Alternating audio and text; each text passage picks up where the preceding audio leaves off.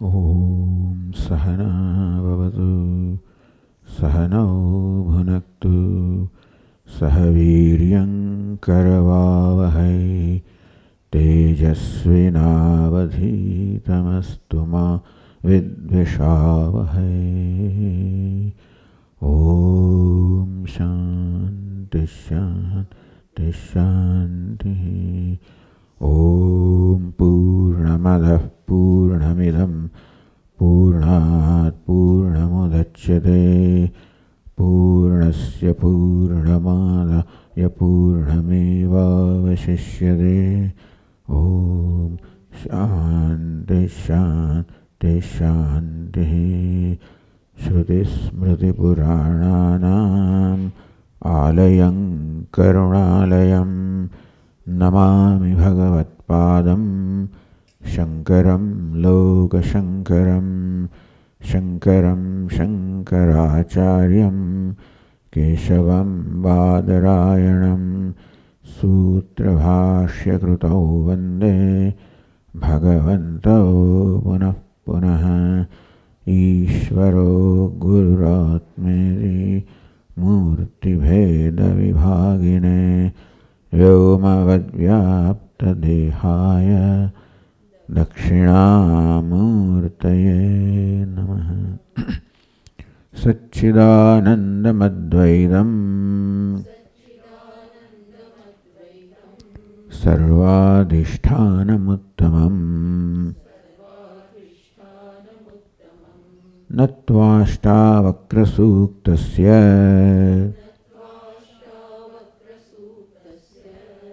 दीपिका तन्यते परा।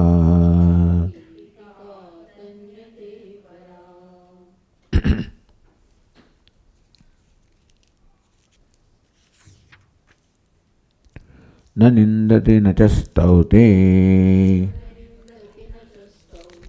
न हृष्यति न कुप्यते न ददाति न गृह्णाति मुक्तः सर्वत्र नीरसः।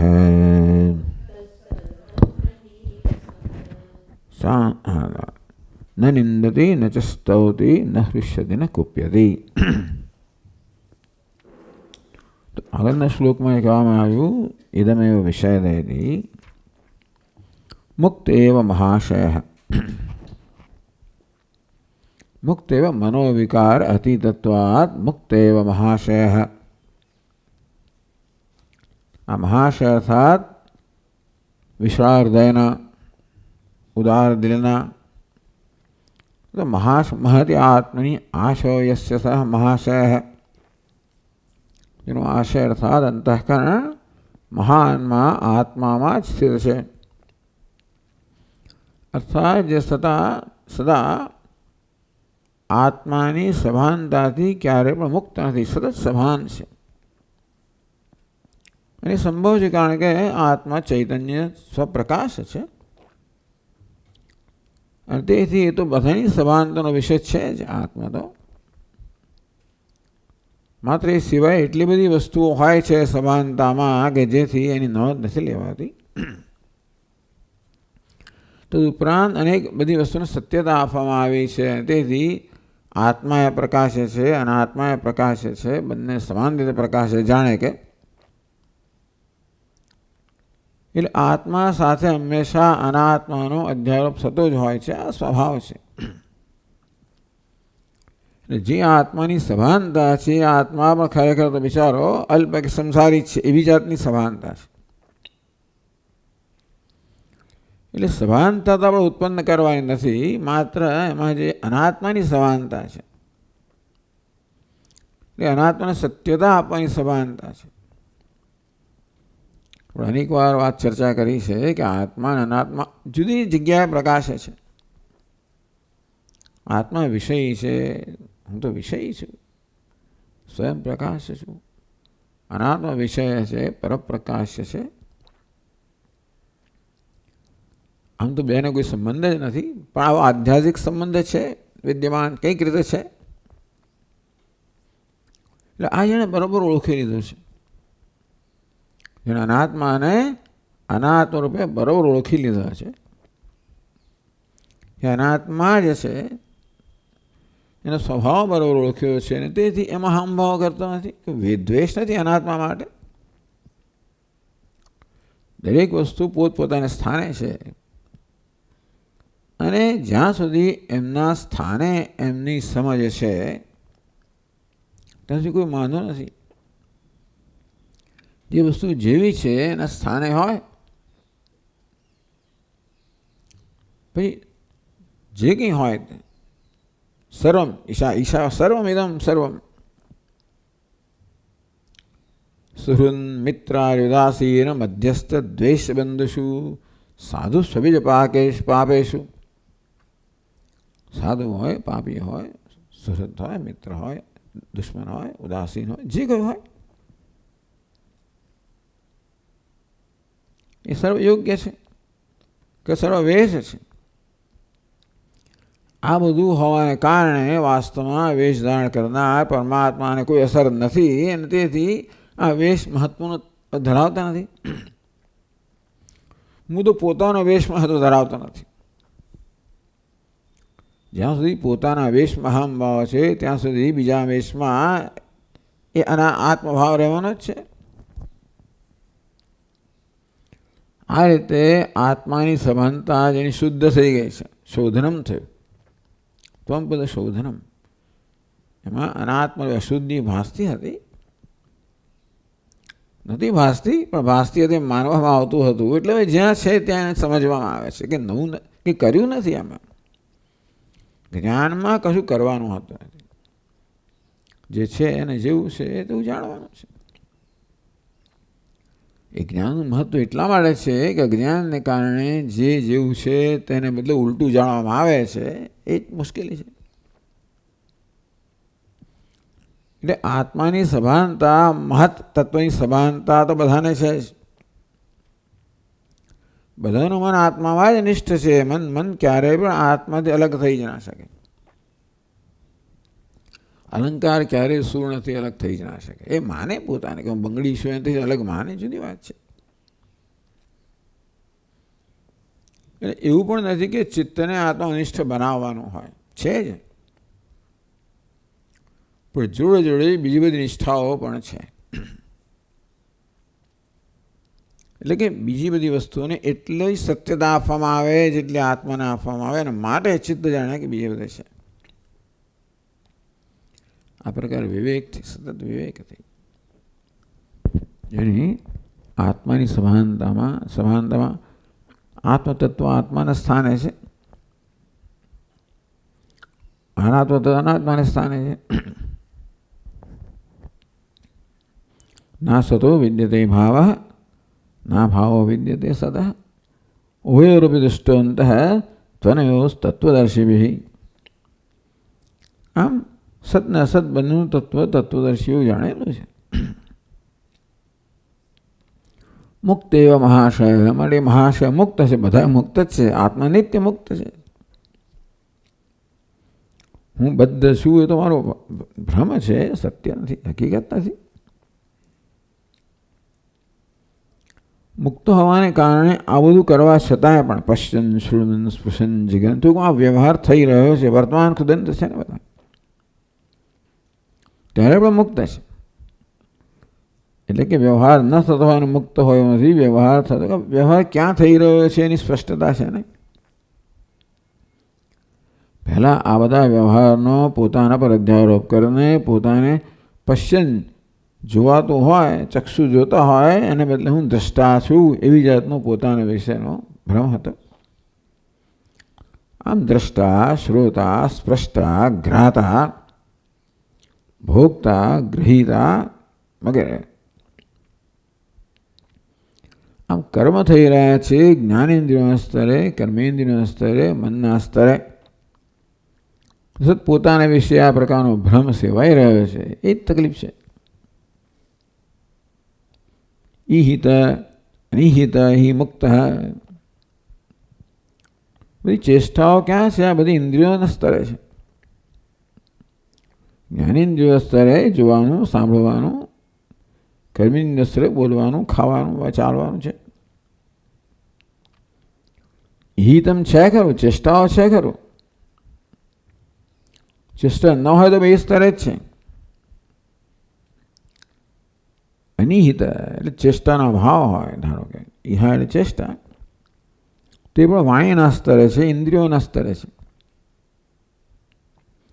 અત્યારે શું થાય છે કે હિતમ જે ચેષ્ટા છે કર્મેન્દ્રિયોના સ્તરે, જ્ઞાનેન્દ્રિયોના સ્તરે, અંતઃકરણના સ્તરે, એ બધાને આત્મામાં આરોપિત કરીને મને આ રીતે હિત માનું છું, હું ચેષ્ટા કરનાર છું એવું માનું છું, અથવા નથી કરતો ચેષ્ટા.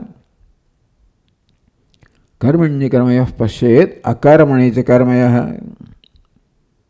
આ વાત ભગવાને કહ્યું. કર્મણી જ અકર્મય પશ્યેત, જ્યારે બધા કર્મ થઈ રહ્યા છે જ્ઞાનેન્દ્રિયો વડે, કર્મેન્દ્રિયો વડે, ઉપાધિ વડે, અકર્મ. આત્મા અકર્મ છું, હું અકર્તા છું, અકર્મ છું, કર્મ રહિત છું. અકર્મણી ચ કર્મય. જ્યારે પોતાને અકર્મ માનવામાં આવે છે, નિષ્ક્રિય માનવામાં આવે છે, પણ નિષ્ક્રિયતા ઉપાધિનો ધર્મ છે. જેમ કર્મ કે સક્રિયતા ઉપાધિનો ધર્મ છે, તેમ નિષ્ક્રિયતા ઉપાધિનો ધર્મ છે. એટલે પોતાને સક્રિય નિષ્ક્રિય કશું નથી માનતો.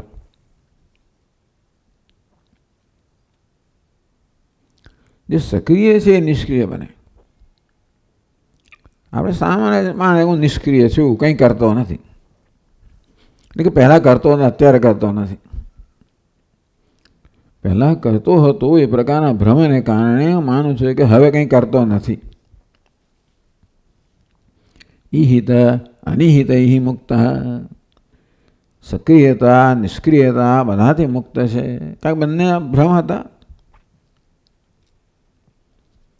મુક્ત એવો મહાશય. મહાશય છે એ મુક્ત છે, આત્મનિષ્ઠ મુક્ત છે. તો ટીકાકારે કહ્યું મનોગત વિકાર અતીતત્વાદ. ઈહિત અનિહિતને મનોગત વિકાર કહેવામાં આવ્યો. ઈહિતથી અનિહિતથી મુક્ત છે એનો અર્થ કર્યો મનોગત વિકાર મુક્તત્વાદ અતીતત્વાદ. મનમાં જે કે વિકાર ચાલી રહ્યા છે એને અતીત છે. એટલે કે મન જ્યારે કામ કરતું હોય ત્યારે એમાં સતત પરિવર્તન થાય. પશ્યન, શૃણવન, સ્પૃશન, જિઘ્રન, આ બધી વૃત્તિઓ મનમાં છે જ. ઈહિત અનિહિત, સક્રિયતા નિષ્ક્રિયતા, આ બધું મનનો સ્વભાવ છે જ. એ મનના સ્વભાવમાં એવો ફેર કરવાનો છે કરી પણ શકાય નહીં. પણ મનોગત વિકારાતીતત્વાદ, જેને વિકાર કહો, પરિવર્તન કહો, જે મનમાં ચાલી રહ્યા છે એમ અહમ ભાવને કારણે પોતાને વિકારી માનવામાં આવતો હતો. અતીતનો અર્થ સાક્ષી. અતીતનો અર્થ એ છે કે વિકારો છે ત્યારે પણ હું છું સાક્ષી રૂપે, કોઈ પણ રીતે એનાથી સંબંધિત નથી, પ્રભાવિત નથી. અને વિકારો નથી પણ ત્યારે પણ હું છું એ પ્રકારની એનું નામ સ્વતંત્રતા. એટલે એ સ્વતંત્રતાને પ્રાપ્ત કરી છે કે વિકાર ન પણ હોય પોતાની ઈચ્છાથી, કે ભાઈ મન બંધ શાંત થઈ જાય. સંહરતી એની જેમ કાશવાની જેમ કુર્મોંગાની સર્વશઃ યદા સંહરતે છાયમ કુર્મોંગાની સર્વશઃ. એના મુક્ત એવી સ્વતંત્રતા છે કે મનને સંકેલી શકે. એ બધું જાણે કે હું બધા વિકારથી અતીત છું, અર્થાત વિકાર નથી ત્યારે પણ છું, અને વિકાર છે ત્યારે પણ હું સ્વતંત્ર છું. વિકાર હોવાને કારણે હું વિકારી બની જતો નથી. એ જ્યારે હું જોઉં ત્યારે પછી ઈહિત જ્યારે મનની ચેષ્ટાઓ હોય, અનિહિત ચેષ્ટા ન હોય, એમાં હું તો સમાન જ છું. મુક્ત એવા મહાશય. તો મને કેટલાક મનોવિકારની વાત કરવામાં આવી. ન નિંદતી, ન ચસ્તૌતી, ન પૃચ્છતી, ન કુપ્યતી.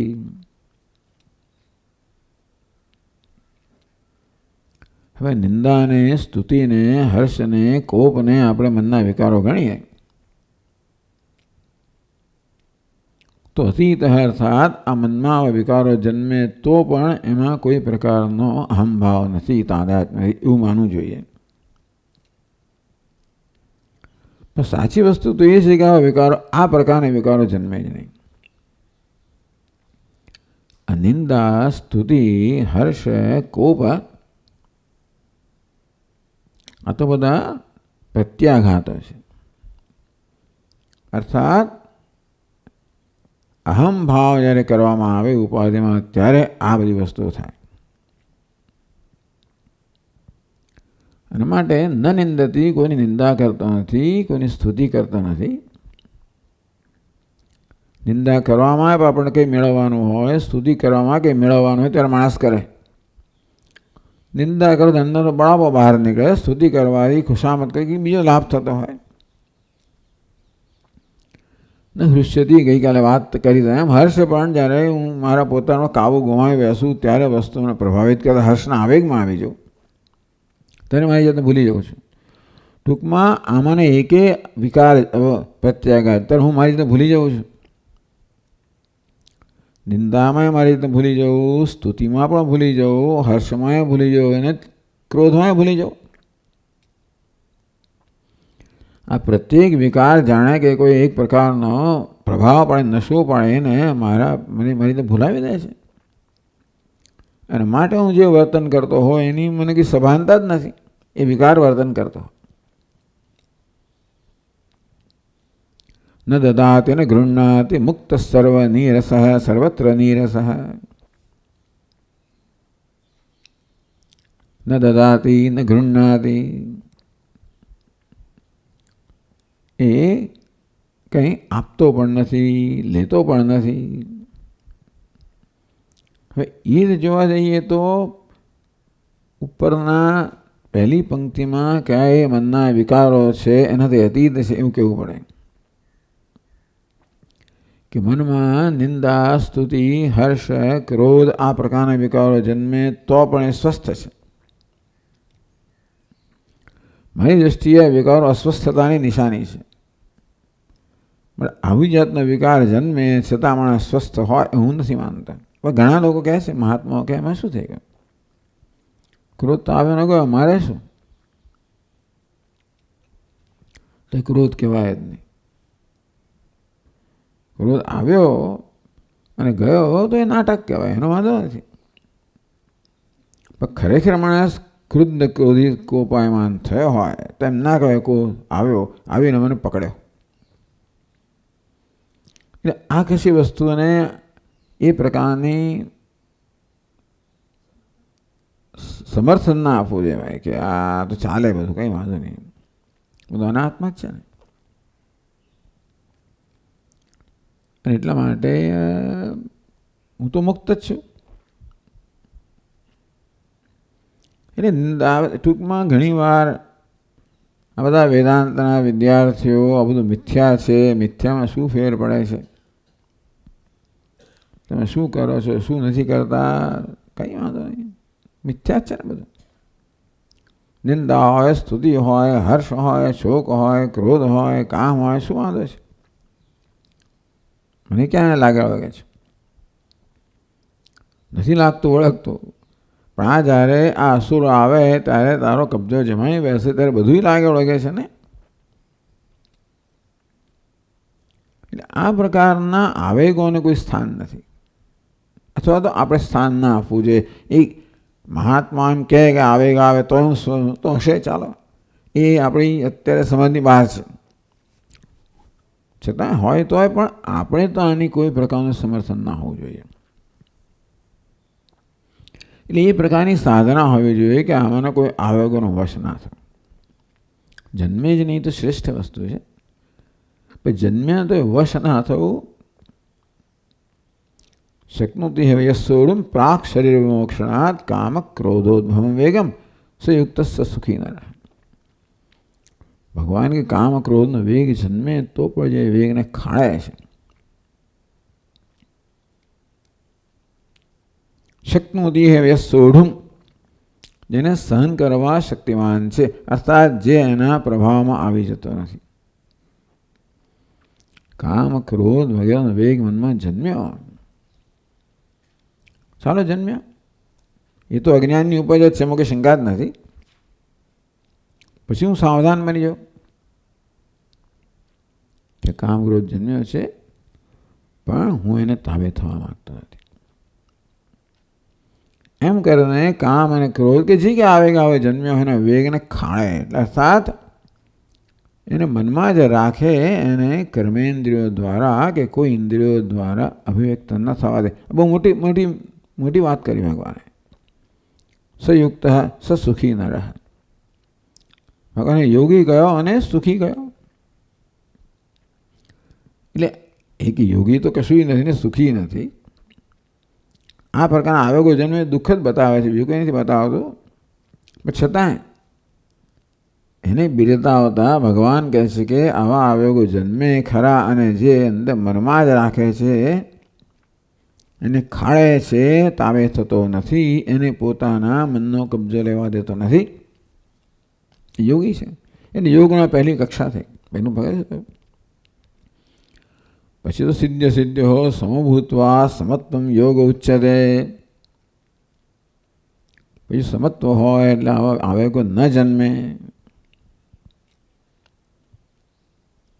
તો મુક્ત એવા મહાશય, આવો મહાશય છે જેનામાં આ પ્રકારના આવેગો જન્મતા જ નથી.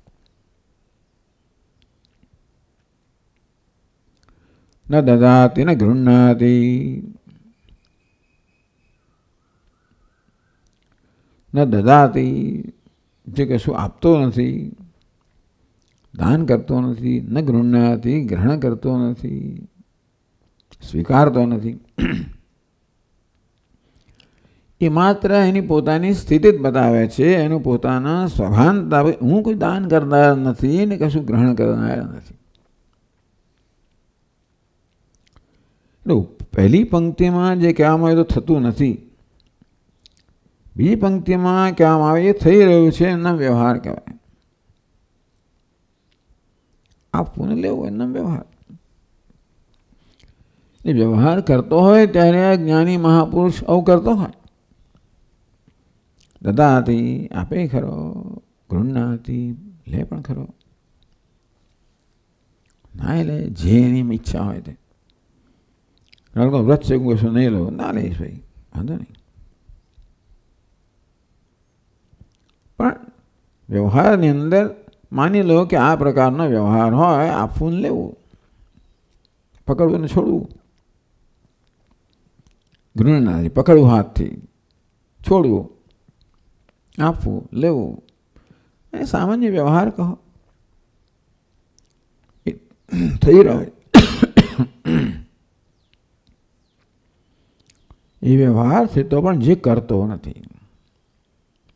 કર્મણી અકર્મય પશ્યે. આ આપવા લેવાના કર્મેન્દ્રિયોના જ્ઞાનેન્દ્રિયોના બધા કર્મ પશ્ચન શૃણન સ્પર્શન જુગના આગળ કહેવામાં આવ્યું, થઈ રહ્યો છે બધું. પણ જેમાં કર્તૃત્વ નથી, અર્થાત જે પોતાનું વાસ્તવિક સ્વભાવ સ્વરૂપ છે એમાં જ નિષ્ઠ હોવાને કારણે આ બધું થયા કરે.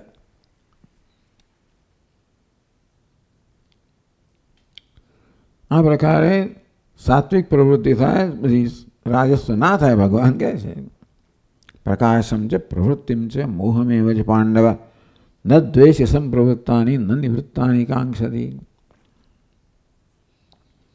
મનમાં પ્રકાશ હોય, સત્વ હોય, પ્રવૃત્તિ હોય, રજસ હોય,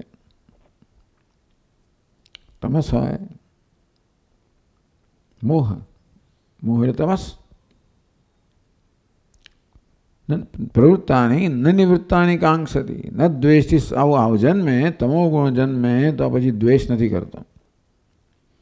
સત્વગુણ જતો એટલે તો આકાંક્ષા નથી કરતો. એટલે મનમાં કદાચ આ પ્રકારની વૃત્તિઓ જન્મે, પરંતુ એ બંધન કરનારી વૃત્તિઓ નથી. એટલે એ ટૂંકમાં વૃત્તિઓમાં બંધન કરનારો અંશ રહ્યો નથી એવું કહેવા આપણે. જેમ પેલા સાપમાંથી ઝેરની કોથળી કાઢી લેવામાં આવી તેવી રીતે મનમાં આ પ્રકારે વિકારો જન્મે એમને કોઈ એ વિકારોની કોઈ શક્તિ રહી નથી કે આને પ્રભાવિત કરી શકે. ન દ્વેષથી સંપ્રવૃત્તાની ન નિવૃત્તાની કાંક્ષતી. આમ દ્વેષ આકાંક્ષાથી મુક્ત જ રહે છે. એ રીતે એ વિચારતો નથી, અર્થાત કોઈ વિચારનો વિરોધ પણ નથી, કોઈ વિચાર માટે એને આસક્તિ પણ નથી.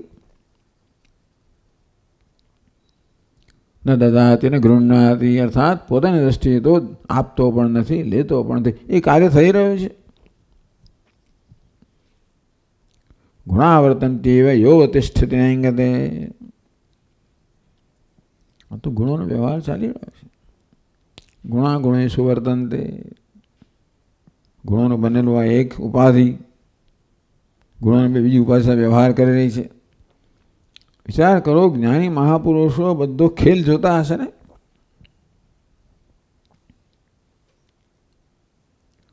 ઉદાસીન ઉદાસીન ગુણૈર્યો ને વિચાલ્યતે. ઉદાસીનતાની પરાકાષ્ઠા. અંદર એ સમજવું જોઈએ કે આ સાત્વિકતા હોય તો જ શક્ય છે, બાકી શક્ય નથી. રજોગુણ તમોગુણ જન્મે એનો કોઈ પ્રભાવ ના આવે તો એવું ત્યારે જ બને જ્યારે એ સર્પનું બધું ઝેર લઈ લેવામાં આવ્યું હોય. એટલે વિશુદ્ધ સાત્વિક મન હોય મહાપુરુષનું. રજોગુણ જન્મે કોઈ પ્રવૃત્તિ માટે, તમોગુણ જન્મે નિદ્રા વગેરે માટે. રજોગુણ તમોગુણ પ્રભાવિત કરનાર ન હોય. મુક્ત એવા મહાશય, સતમુક્ત છે. બહુ મોટી વાત છે આ બધી. એટલે કે જ્યારે એમ કહેવામાં આવે કે આ બધા આવેગોનું બળ ક્ષીણ થઈ ગયું, એને આપણે વાસના ક્ષય કહીએ. આવેગોના કારણભૂત અવસ્થાને વાસના કહેવામાં આવે. ક્રોધાદય એવું કહેવામાં વાસનાની વ્યાખ્યા કરવામાં આવે. ક્રોધ છે કોઈ પણ વિચારની મૂળ સૂક્ષ્મ વાસના કહેવામાં આવે. કારણ કે ક્રોધ વગેરે છે આવેગાત્મક હોઈને આપણો કબજો લે છે, માટે એના મૂળને વાસના. બધા વાસના બધાનું મૂળ સાત્વિક વાસના પણ હોય. એ આપણે ઈચ્છીએ છીએ કે પહેલા સ્તરની વસ્તુ એ છે કે બધી વાસનાઓ સાત્વિક વાસનાઓ બનવી જોઈએ. એના પ્રતિપક્ષ ભાવના, મૂલ્યો વગેરે, વેલ્યુઝ એન્ડ એટીટ્યુડ્સ. જે મૂલ્યો છે, ભાવનાઓ છે, જેનો ઉપદેશ કરવામાં આવે છે, શેના માટે છે? મનને સાત્વિક બનાવવા માટે. તો જેણે મનને સાત્વિક બનાવ્યું છે તે જ આ સત્વથી પર આત્માનું જ્ઞાન પ્રાપ્ત કરી શકે ને. પણ ચાલો આપણે આ બધી વસ્તુ એવું છે ને કે ઘણી વાર એવા કિસ્સાઓ હોય છે કે પૂર્વના કંઈ કર્મને કારણે, કૃપાને કારણે માણસ જ્ઞાન થઈ જતું હોય અને છતાં આવું કંઈક રહી ગયું હોય. એવા વિશ્વામિત્ર ઋષિઓ, દુર્વાસા ઋષિઓ દૃષ્ટાંત આપવામાં આવે પુરાણોની અંદર. એને માની કદાચ હશે કશું કોઈક પૂર્વકર્મ જે આ રીતે પ્રગટ થતું હોય, છતાં એને વશ થયું એને તો હું સ્વીકારું નહીં. આવું આવે. ચાલો, એ તો પુરુષો હતા માટે કંઈ કારણસર ક્રોધ વગેરેથી દેખાડતા, એવું હોઈ શકે.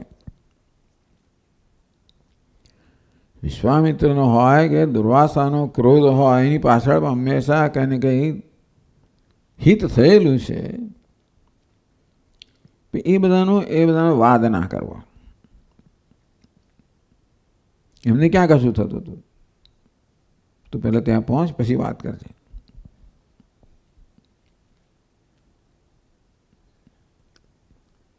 ન દદાતિ ન ગૃહ્ણાતિ મુક્ત સર્વત્ર નીરસ. સર્વ નીરસ, એને કશામાં રસ નથી. એટલે જેણે ઉત્કૃષ્ટ રસ પ્રાપ્ત કર્યો હોય ને નિકૃષ્ટ વસ્તુમાં કોઈ રસ ના હોય, એટલે કે જગતના કોઈ પદાર્થોમાં રસ નથી, આસક્તિ નથી. એટલે કે જગતનો કોઈ પદાર્થ એનામાં ભોગ બુદ્ધિ જન્માવતો નથી, આસક્તિ જન્માવતો નથી. બધા બટનના બધા વાયરિંગ બધા પૂરા કરી દીધા, દૂર કરી દીધા. નીરસ મુક્ત ઇત્યર્થ. નીરસનો તો મુક્ત કરવામાં આવ્યો. સર્વત્ર નીરસ. એટલે નીરસ કહેવાય. નિંદાનોમાં કોઈ રસ નથી, સ્તુતિમાં રસ નથી, હર્ષમાં રસ નથી, ક્રોધમાં રસ નથી, લેવામાં રસ નથી, ગ્રહણ કરવામાં રસ નથી, આપવામાં રસ નથી. એ નીરસ એટલે ટૂંકમાં આરસિક છે એવું નહીં, ઔરંગઝેબ છે એવું નહીં. રસ નથી એટલે કોઈ બંધન કરનારો રસ નથી. બધામાં રસ હોય. આ મહાપુરુષો બહુ સૂક્ષ્મ બુદ્ધિવાળા હોય, પણ દરેક વસ્તુનો સૂક્ષ્મતાનો એ લોકો આનંદ લઈ શકતા હોય, દરેક વસ્તુનો. સાહિત્ય, સંગીત, કલા જે કશું હોય એવું દેખાય છે. એટલે એવું નથી કે એ લોકો રસ નથી એટલે નીરસ એ પ્રકારે બની ગયા હોય. વાસ્તવમાં એ રસ શુદ્ધ બન્યો છે, જેને આપણે રસ કહીએ છીએ. પણ પેલો કોઈ રસ નથી, સંસારનો રસ નથી, બંધન કરનારો રસ નથી, આસક્તિ રૂપે રસ નથી. અથવા નીરસ, ક્યાંય અહંભાવ નથી, કોઈ કર્તૃત્વ ભોક્તૃત્વ નથી, એટલે મુક્ત. કારણ કે આ નિંદતી, સ્તૌતી કે પછી દદાતી, ગૃહ્ણાતી બંધન કરનારો બને જ્યારે એમાં કર્તૃત્વ હોય ત્યારે, અને પછી ભોક્તૃત્વ આવે. આમ કર્તૃત્વ ભોક્તૃત્વ રસથી મુક્ત છે, કહેવાય નીરસ, સદા મુક્ત ઇત્યાસ. એનું પછી આગળ વર્ણન કરે છે આજ મહાપુરુષોનું. બાકીના શ્લોકોમાં 14મા શ્લોકમાં કહે છે, સાનુરાગામ સ્ત્રિયમ દૃષ્ટ્વા મૃત્યુમ વા સમુપસ્થિતમ અવિવલમના સ્વસ્થઃ મુક્ત એવ મહાશયઃ. આ શબ્દ બહુ ગમતો લાગે છે, અષ્ટાવક્રમ મહાશયઃ.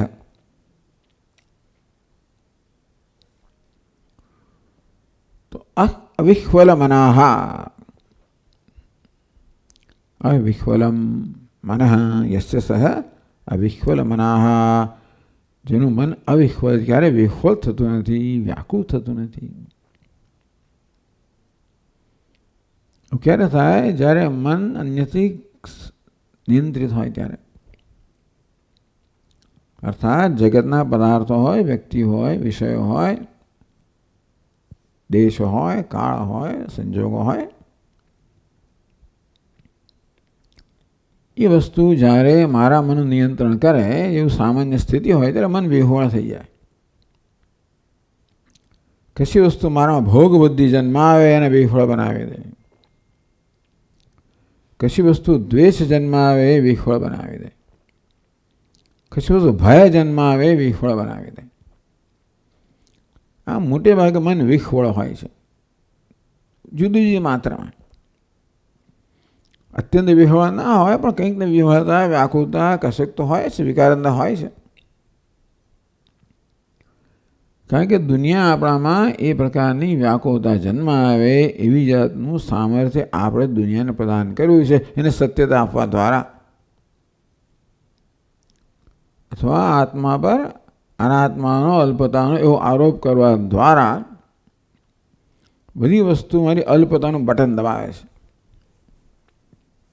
માણસ અલ્પતાથી પીડાતો હોય બિચારો, અને એને ભૂલવાનો પ્રયત્ન કરતો હોય, અથવા અલ્પતાની સભાનતાથી પોતાના મનને કોઈ રીતે ડિસ્ટ્રેક્ટ કરવાનો, એટલે એમાંથી મુક્ત રાખવાનો પ્રયત્ન કરતો હોય, એમ પોતાની જાતને કશાના કશાની અંદર વ્યસ્ત રાખે. Escape destruction.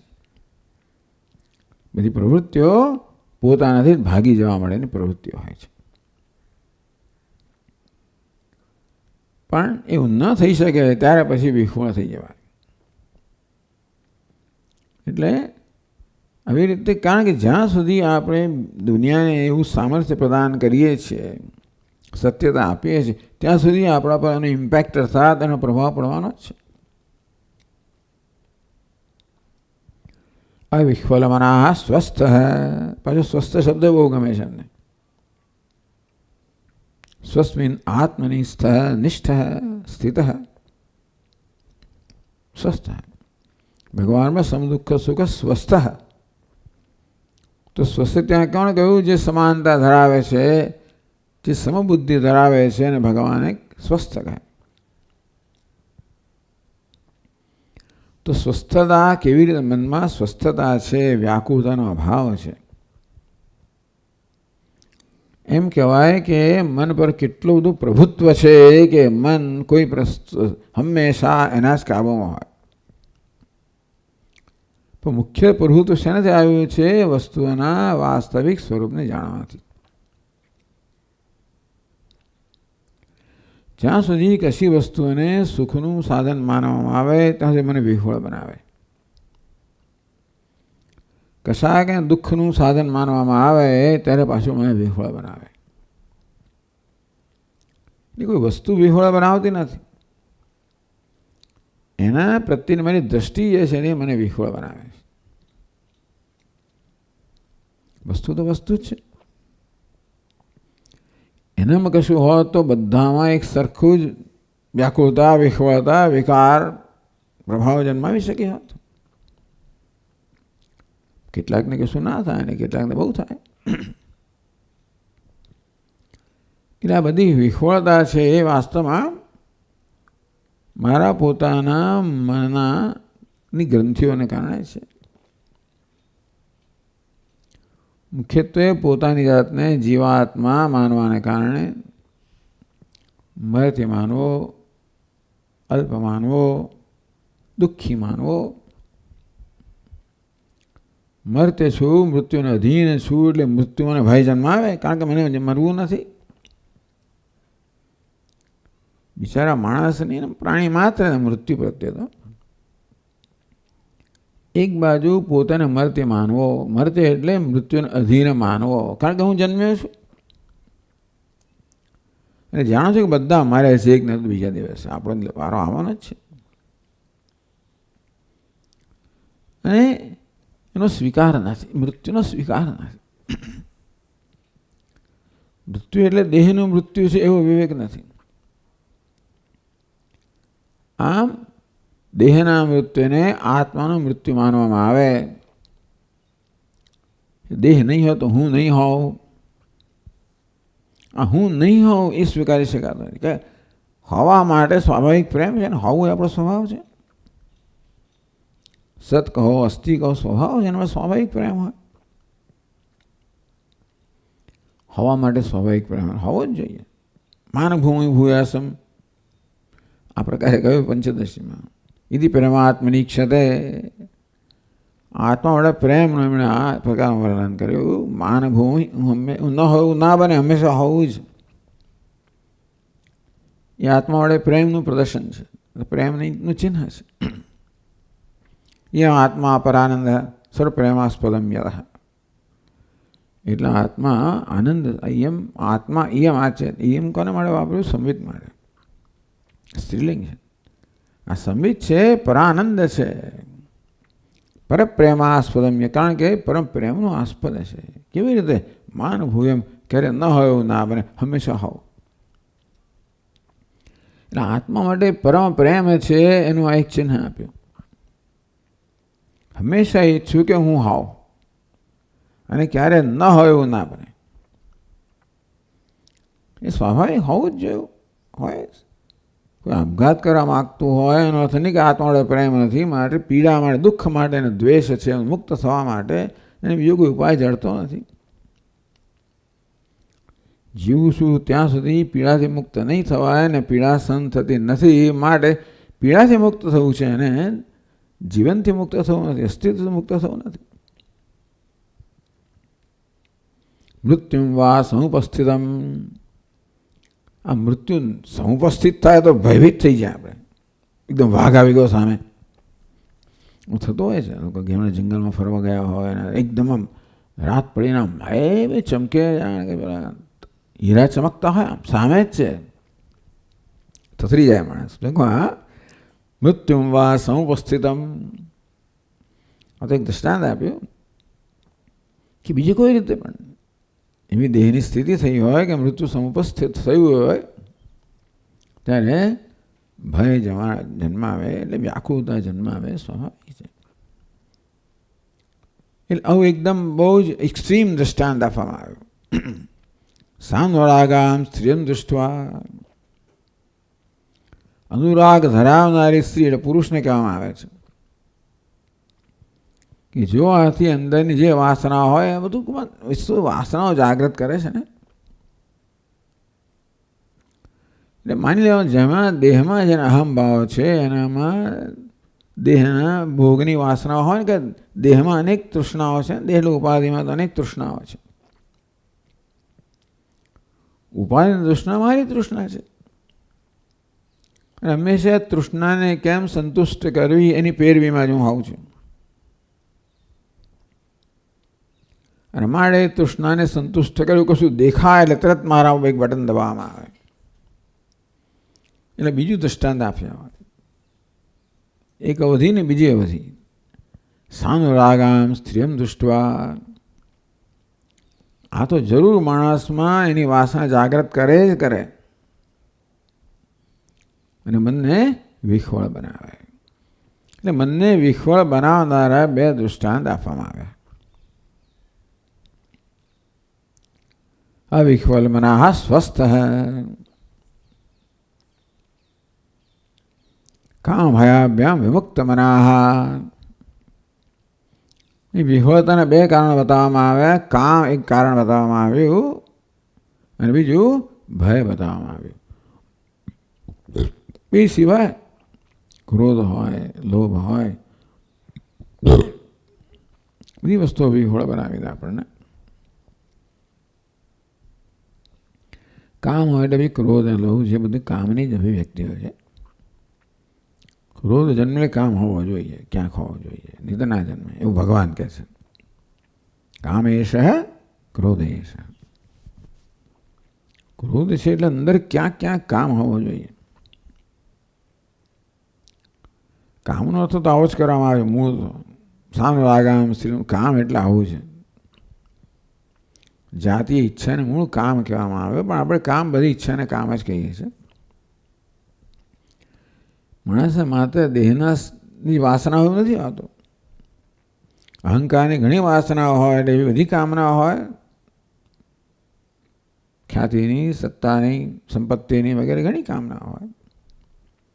એ સિવાય વાત કરીએ તેમ બુદ્ધિના વસ્તુની પણ એમને બુદ્ધિના સ્તરે પણ આનંદ લેવો હોય, લાગણીના સ્તરે આનંદ, ઘણી કામના હોય છે.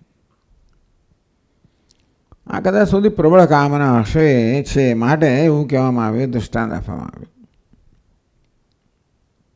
તો લોટરીની જે સંભાવના હોય તોય હું વ્યાકુળ થઈ જાઉં, મળે તોય વ્યાકુળ થઈ જાઉં, ના મળે તો હર્ષ અને શોક બંનેમાં. ટૂંકમાં આ બધા પ્રકારના પ્રત્યાઘાતોથી, રિએક્શન્સથી, આઘાતોથી, આવેગોથી મુક્ત છે. એ પણ વિવેકમાં નિષ્ઠ છે એટલા જ માટે. મોટો વિવેક તો એ છે કે હું આનંદ સ્વરૂપ છું, અન્યત્ર ક્યાં આનંદ નથી. એ મોટો વિવેક છે. આમ કોઈ વ્યક્તિ હોય કે વસ્તુ હોય, મારામાં આવી જાતનો કામનો આવેગ જન્માવે, એ તો સ્વભાવ થઈ ગયો છે. અને આ સ્વભાવ જેવો બહુ મુશ્કેલ છે, એટલા માટે એનું દૃષ્ટાંત આપવામાં આવ્યું. ભલામાં એટલે જો તમે ધ્યાન ના આપો તો આ વસ્તુ જતી નથી. દૃષ્ટાંત આપવામાં આવ્યું કે એ બધી ઇનગ્રેઇન્ડ, અંદર બધું વસેલું છે આપણા કોષ, દરેક કોષમાં. અને એ બીજી વસ્તુ બધા માટે લાગુ પડે. કોઈ પણ ઇન્દ્રિયોનો વિષય હોય આપણામાં, આપણને ઉત્તેજિત કરી શકે, વિખવળ બનાવી શકે. એ ન મેળવવાની કે ભાઈ એ મને ક્યારે મેળવવું, શું કરું, વિફળતા આવી છે, મને હમણાં જોઈએ છે. આ બધું કેમ છે? પોતાને દુઃખી માનવાને કારણે, શોકગ્રસ્ત માનવાને કારણે, અપૂર્ણ માનવાને કારણે, ઊણો માનવાને કારણે, બધું છેવટે પોતાના વિશેની માન્યતામાંથી જ જન્મે છે. બીજી બધી વસ્તુનું મહત્વ કેમ મળે છે? પોતાને મહત્વ નથી આપતો માટે જ ને. બીજું સુખ કેમ દેખાય છે? પોતાનો સુખ નથી જોતો માટે. એ તો જન્મથી છે, એમાં કંઈ નવું નથી. એટલા માટે ઇન્દ્રિયોના વિષયની અંદર એમના એની કામનાઓ પણ આપણા સ્વભાવનું એક અંગ બની ગઈ, સ્વભાવ જ બની ગયો છે.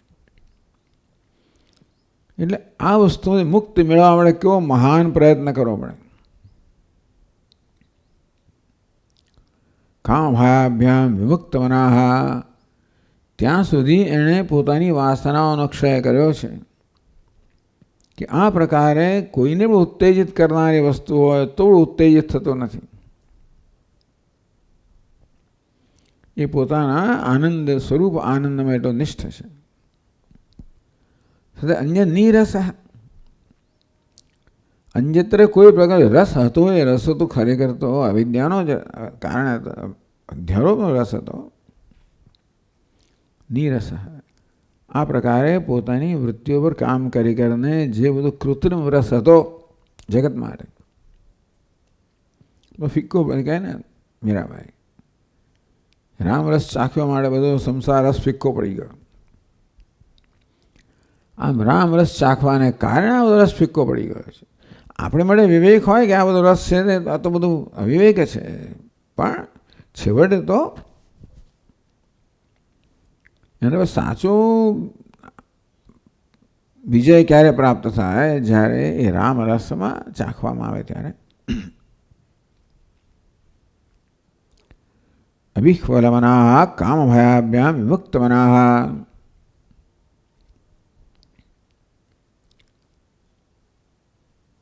સ્વસ્થ કેમ છે? કારણ સ્વસ્થ છે, આત્મનિષ્ઠ છે, આનંદનિષ્ઠ છે, માટે કશી વસ્તુ એને લોહાયામાં નથી કરતી, લલચાવતી નથી. ને અભયમ પ્રતિષ્ઠા વિંદતે, અભયમાં પ્રતિષ્ઠિત છે, કારણ કે સ્વભાવ અભય છે, માટે મૃત્યુને વિહવલ કરતું નથી. બહુ સ્પષ્ટ છે કે મૃત્યુ કયા સ્તરે છે? દેહના સ્તરે છે, માટે મૃત્યુ માટે તૈયાર છે. મૃત્યુને નિમંત્રણ આપે છે એવું નથી કે આવો ભાઈ તું, એવું કહેનારે મહાત્મા છે. આ દેહ મારો દુશ્મન છે. રમણ મહર્ષિને કોઈ એમનો ભક્ત જ આવે કે જઈને બધી નિંદા ટીકા કરવા લાગ્યો. મોટો ભક્ત હતો ને ભગવાન જાણે મગજમાં શું થઈ ગયો. કહ્યું કે આજો આ તો મારે આપણો શત્રુ જ નહીં, મારો મિત્ર છે કે છે. નિંદા કોની કરે? દેહની કરે ને. દેહ તો મારો શત્રુ, મારા શત્રુનો શત્રુ મારો મિત્ર થયો. એટલે આમ વસ્તુઓ જેને મૃત્યુનો ભય નથી, કારણ કે મૃત્યુ છે જ નહીં. ન જાય તે જેમ સ્પષ્ટ છે, ન જાય તે મૃદેવા વિપશ્ચિત, વિપશ્ચિત ચૈતન્યમાં જન્મ પણ નથી, મૃત્યુ નથી. એ જેને માટે વાસ્તવિકતા છે. માટે મહાશય મુક્ત એવ મહાશય, મહાશય છે એ મુક્ત છે. આના વિશે જરાક હું ખરી ખાસ ચોપડી લઈ આવે, એક બે વસ્તુ વાંચવા માટે, મોટા મહારાજની.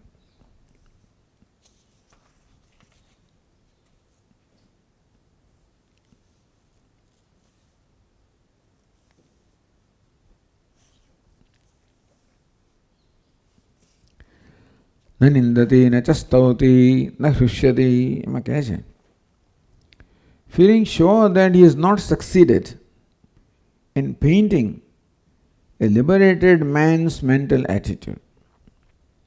Feeling sure that he has not succeeded in painting a liberated man's mental attitude towards his world around, liberated man's attitude towards world around. Ashtavakra is making yet another futile attempt, na nindati na cha stauti,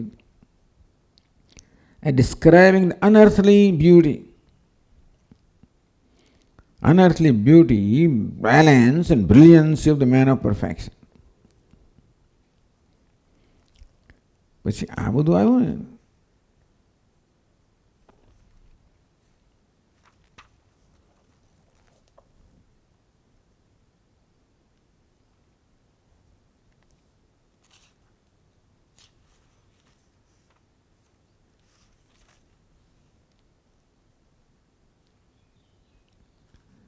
એ કહે છે આ બધા શ્લોકો, do not quote this વર્સ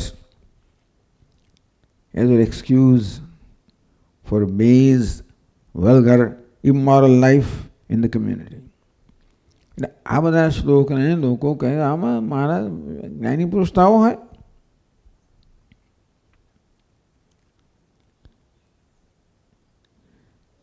This verse is to be understood only with reference to the state of the self.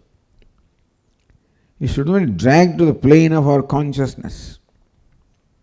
In our social and communal living, since we are then recognizing the plurality, these descriptive declarations of the saints and sages cannot be and should not be practiced. If the soldier has the right to shoot and kill, it is only when he is acting as a soldier under the command of his officers. He will be doing a crime if he, in his village, shoots down with his army weapon his neighbor out of his personal grudge. Do not quote this verse, all these verses, as your excuse for your base, vulgar, and immoral life in the community. અને સાનુરાગામ સ્ત્રીમ દૃષ્ટવા એના માટે દૃષ્ટાંત આપે છે. એટલે એમના શબ્દો જ વાંચું છું. When the great courtesan, beautifully dressed in muslin and pearls, courtesan એટલે વેશ્યા, સુંદર muslin જીગે વસ્ત્રો અને pearls, carrying fruits in a plate, at dead of night, approached the temple where Buddha was resting for the day and knocked at the door. The Lord of Compassion woke up, opened the door, and met the lusty girl who had reached to tempt the young brilliant man in Buddha.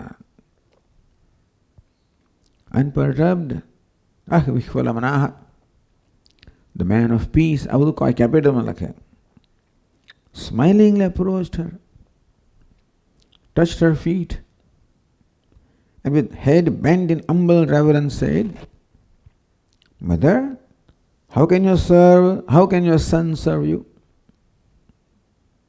With tears rolling from her eyes, she fell prostrate, apologized, returned to a nearby residence. In time, she became one of the greatest workers in the master's camp. આ તો થોડોક એમની ઝાંખી ઝલક આપવા માટે, પણ આ બધા શ્લોકોથી ઘણી વાર ગેરમાર્ગે દોરવાઈ જવાય. બધા અપરિપક્વ વેદાંતિન હોય, આમ વાતમાં બ્રહ્મની વાતો કરતા હોય અંદર, એટલે ટૂંકમાં વાતો ચીતોમાં બધાની અંદર પણ આવા શબ્દો બોલીને એને એક હાંસીનો વિષય બનાવે કે એકદમ હલકો વિષય બનાવી દે. હવે એવી વસ્તુ નથી. તે પ્રકારે આ બધા શ્લોકોનો કોને લાગુ પડે છે અને આપણું માટેનો એક આદર્શ છે, રોલ મોડલ છે. આપણે આ પ્રકારે ઘડવાના છે આપણી જાતને, એ પ્રકારે વર્તવાનું નથી. એટલે વર્તનની અનુકરણ ના થવું જોઈએ, લક્ષણનું અનુકરણ થવું જોઈએ. એટલે ભગવાન ભલે અર્જુન આમ શબ્દોમાં વર્તન પૂછતો હોય, સિદ્ધપ્રજ્ઞસ્ય કા ભાષા સમાધિસ્તસ્ય કેશવ સિદ્ધિ કિમ પ્રભાષેત કિમ આસીત વ્રજેત, કેમ બોલે છે, કેમ બેસે છે, કેમ ફરે છે, કેમ વિચરણ કરે છે. ભગવાને કશું ના કહ્યું. સ્વામીજી કહ્યું ક્યાંય ગીતાની અંદર કોઈ જગ્યાએ વર્ણન નથી કે કયા વસ્તુ પહેરતો હતો, એની હેરસ્ટાઈલ કેવી હતી, ફૂટવેર કેવું હતું, કઈ ભાષા બોલતો હતો. આ તો વ્યક્તિત્વના લક્ષણો છે. એટલે એ ત્યાં આગળ જો આપણે અનુકરણ કરવા જઈએ, ઇમિટેશન કરવા જઈએ તો શક્ય છે. કે આપણી જાતને ન કરવું એવું નથી કહેવા માગતો. ટૂંકમાં ચેષ્ટાઓનું પણ અનુકરણ થતું હોય છે. જ્યાં સુધી એ દ્વારા કંઈક લાભ થતો હોય તો વાંધો નથી. ઘણા શિષ્યો ગુરુઓની ચેષ્ટાઓનું અનુકરણ કરતા હોય, એ પ્રકારે જ બોલે, એ પ્રકારની હેરસ્ટાઇલ હોય, બધું એવું કરતા હોય, એનો કંઈ વાંધો નથી. પરંતુ જ્યાં સુધી નિર્દોષ બધી ચેષ્ટાઓ હોય એનું અનુકરણ થાય ત્યાં સુધી વાંધો નથી. બધી વસ્તુનું અનુકરણ થાય. યાનવદ્યાની કર્માણી તાની સેવિતવ્યાની નો ઇતરાણી. તૈત્રીય ઉપનિષદ આપણે જોયું કે આચાર્ય શિષ્યોને વિદાયનો સંદેશ જ્યારે આપે છે, યાની અવદ્યાની કર્માણી તાની સેવિતવ્યાની. અમારા કર્મ જે છે, કયા કર્મ? અનવદ્યાની, જે નિંદનીય નથી. અમારા કર્મોમાં પણ જે નિર્દોષ કર્મ હોય એનું જ અનુસરણ કરવાનું, નો ઇતરાણી, બીજા નહીં. અમારા વિચારોની અંદર પણ જે વસ્તુ અનુકરણીય છે એ ગુરુજી બહુ પ્રામાણિકતાથી કહે છે. ભાઈ હું કંઈ પરફેક્ટ પૂર્ણ નથી, એ બધી રીતે તમારું અનુસરણ ના કરશો. અને જે અનવદ્ય હોય, જે શાસ્ત્ર સંમત હોય એનું અનુસરણ કરજો જરૂર, પણ બીજાનું નહીં. અને બીજાને આ અમારા ગુરુ જે છે માટે બીજા કોઈ હિસાબ જ નથી એવું નહીં. એ કે ચાંસ છે આગળ બ્રાહ્મણ, બે તમને એવા વિદ્વાન લોકો જણાય તો એમને માન આપજો. બધી જગ્યાએ જઈને પાછા એવું થઈ ગયું એવું પણ નથી. શોપિંગ કરવું, જ્યાં ગયા ત્યાં, તો એવું એ પણ બીજી એક્સ્ટ્રીમ છે. પણ જે વસ્તુ ઉપલબ્ધ છે એનો લાભ લેવો એ ખોટું નથી. એવું કોઈ આપણને બંધન ના કરે સામાન્ય રીતે, બીજે કશે જવાનું નહીં એવું કહેનારા છે. ચાલો હશે આપણે એની આ નથી કરતા, પણ અહીં તો આવું કહ્યું છે, એ કે ચા સ્વચ્છયાગમસો બ્રાહ્મણા તેષામ ત્વયાસનેન પ્રશ્વસિતવ્યમ. આવી રીતે બ્રાહ્મણો હોય જે ઉત્તમ હોય એમનો સત્કાર કરવો જોઈએ, આસન આપીને વગેરે ત્યાં બેસીને શ્રવણ કરવું જોઈએ. એમનો ડર નથી કે આ માણસ જતો રહેશે મારા હાથમાંથી વગેરે વગેરે. જતો રહેવો તો તમે એ રોકી શકવાના નથી. જોકે પણ એટલે એ પ્રકારની સ્વતંત્રતા આપવામાં આવે છે, એની મેચ્યોરિટીને એ પ્રકારે સ્વીકારવામાં આવે છે કે ભાઈ એટલી પરિપક્વતા છે. ટૂંકમાં શેનું અનુકરણ કરવું, શેનું ના કરવું એવું નક્કી કરવામાં પણ એવી મેચ્યોરિટી, પરિપક્વતા જોઈએ. એટલે ભગવાન ગીતાની અંદર ક્યાંય વર્તનનું વર્ણન કરતા નથી, માત્ર એના સ્વભાવનું વર્ણન કરે છે. કારણ કે એ બધાને લાગુ પડે છે. વર્તન બધાને લાગુ ના પડે. વેશભૂષા હોય એની છટાઓ લાગે એ બધી બધાને ના લાગુ પડે. જે કરતો બડા સ્વામી જે કરતો હોય કરો, તમે પાછું એવું કરવા જાઓ તો વિચિત્ર થઈ જાય. દરેક જણે પોતાની વિશેષતા હોય મહાપુરુષોની. એટલે એમણે કહ્યું કે ભાઈ આ બધી વસ્તુઓને તમારે એની પ્રેક્ટિસ ના કરવી. અહીં કહ્યું છે ને એ બધાનું અનુસરણ એટલે અનુકરણ ના કરવું. વ્યવહારમાં હોય ત્યારે વ્યવહારના નિયમોને આદર કરવો. એ આદર નથી કરતો એમને આ બધાથી પર થઈ ગયો છે. એ સહજ છે કે એનામાં કોઈ એવી કામના જન્મતી નથી, અને માટે એનો વ્યવહાર જે હોય તે ખરો. વ્યવહારનું અનુસરણ ના કરવું. એની માનસિક સ્થિતિ છે એ પ્રકારે આપણા મનને ઘડવાનો પ્રયત્ન કરવો, એવું કહેવા માગતા હતા મહારાજ. મહાશય મુક્ત એવ આવો જે મહાશય છે એ મુક્ત જે છે.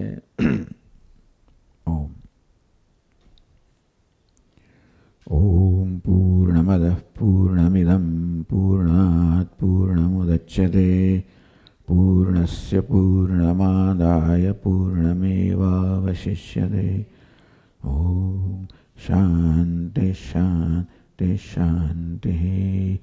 शंकरं शंकराचार्यं केशवं बादरायणं सूत्रभाष्यकृतौ वन्दे भगवन्तौ पुनः पुनः।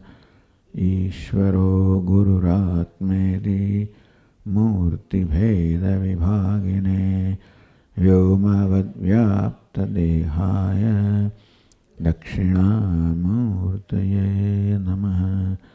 ओम शांति शांति शांति। हरि ओम। श्री गुरुभ्यो नमः। हरि ओम।